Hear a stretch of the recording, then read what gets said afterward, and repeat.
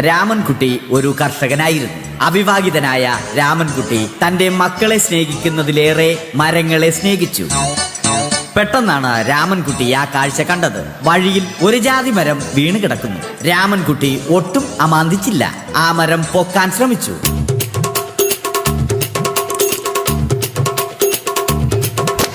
നടക്കുന്നില്ല. പിന്നെയും പൊക്കാൻ ശ്രമിച്ചു.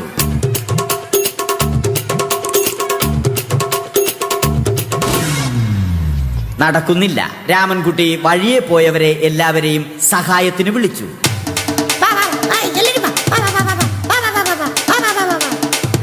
ആരും വന്നില്ല. അവസാനം കുടുംബശ്രീ യൂണിറ്റിൽ തൊഴിലുറപ്പിന് പോകുന്ന പെണ്ണുങ്ങളെ സഹായത്തിന് വിളിച്ചു.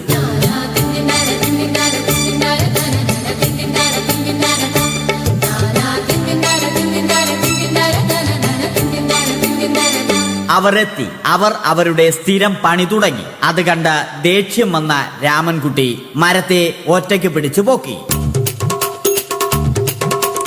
അത്ഭുതമെന്ന് പറയട്ടെ, മരം നേരെ നിന്നു.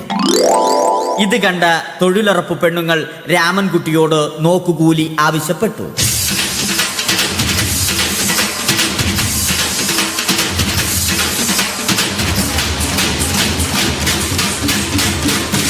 പോക്കറ്റില്ലാത്ത ബനിയൻ ധരിച്ച രാമൻകുട്ടിയുടെ പോക്കറ്റ് വരെ കീറിയിട്ടാണ് പെണ്ണുങ്ങൾ പോയത്.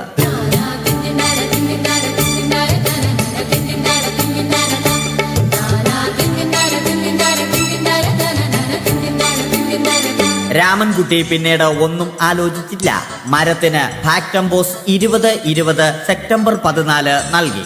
മരം തഴച്ചു വളർന്നു. ഇത് കണ്ട് രാമൻകുട്ടിക്ക് സന്തോഷം വന്നു. സന്തോഷം വന്നാലും ദുഃഖം വന്നാലും രാമൻകുട്ടിക്ക് മരത്തിനു ചുറ്റും ഡാൻസ് കളിക്കുക എന്നുള്ളത് രാമൻകുട്ടിയുടെ മാസ്റ്റർ പീസ് ആയിരുന്നു. ആ മാസ്റ്റർ പീസ് രാമൻകുട്ടി ഇവിടെയും എടുത്തു.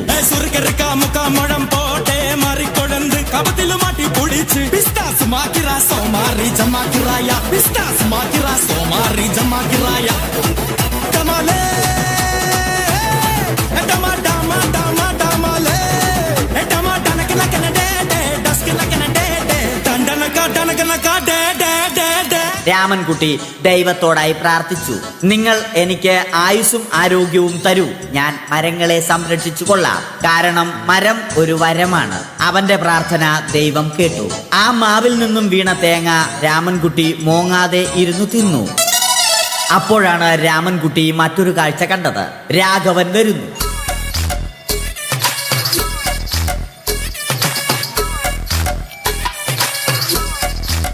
മരം മുറിക്കൽ ഹോബിയാക്കിയ, അതിലുപരി ജോലിയാക്കിയ രാഘവൻ മരങ്ങളുടെ ശത്രുവല്ലേ? മരങ്ങൾ മുറിച്ച് ഫർണിച്ചർ പണിയുന്നത് തെറ്റല്ലേ? അവനെ ഇതിൽ നിന്നും പിന്തിരിപ്പിക്കണം. അവർ തമ്മിൽ ഒന്നും രണ്ടും പറഞ്ഞു. സംസാരം മൂത്ത് വാക്കേറ്റമായി. അത് പിന്നെ അടിയിൽ കലാശിച്ചു.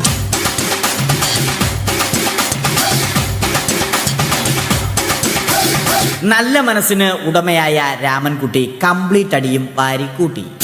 ഒടുവിൽ രാമൻകുട്ടി സർവ്വധൈര്യവും സംഭരിച്ച് രാഘവനോടായി അലറി. മനസ്സലിഞ്ഞ രാഘവൻ രാമൻകുട്ടിയെ അരികിൽ വിളിച്ചു. കൈവാക്കിന് കിട്ടിയ രാമൻകുട്ടിയെ രാഘവൻ ഒട്ടിറൊട്ടിയാക്കി മരത്തിലൊട്ടിച്ചു.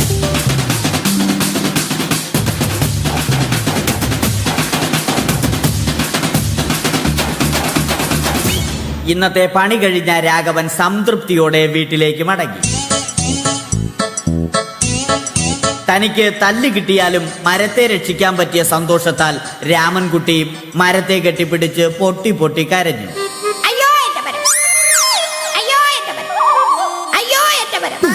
കാരണം മരം ഒരു വരമാണ്. കെട്ടിപ്പിടിക്കൽ ഏറ്റുവാങ്ങിയ മരം നാണം കൊണ്ട് ചില്ലകൾ താഴ്ത്തി. മരത്തെ രക്ഷിച്ച ക്ഷീണത്തിൽ രാമൻകുട്ടി മരച്ചുവട്ടിലിരുന്ന് ഉറങ്ങിപ്പോയി. പെട്ടെന്നാണ് അത് സംഭവിച്ചത്. പ്രകൃതി അതിന്റെ തനി കോണം കാണിച്ചു തുടങ്ങി. മഴയും കാറ്റും ഇടിയും വന്നു. അതോടൊപ്പം കോളും വന്നു. കോളെടുത്ത് രാമൻകുട്ടി പറഞ്ഞു. കോൾ കട്ടായി. രാമൻകുട്ടി ദൈവത്തോടായി പറഞ്ഞു. കാറ്റും മഴയും അതൊന്നും ചെവിക്കൊണ്ടില്ല. രാമൻകുട്ടിയുടെ മരം ആടിയുലഞ്ഞു. രാമൻകുട്ടി ദൈവത്തോടായി വീണ്ടും പറഞ്ഞു, മരം ഒരു വരമാണ്, മരത്തെ ഒന്നും ചെയ്യരുത്. വരം കിട്ടിയതുപോലെ രാമൻകുട്ടി തൻ്റെ ചൂണ്ടുവിരൽ കൊണ്ട് മരത്തെ താങ്ങി നിർത്തി.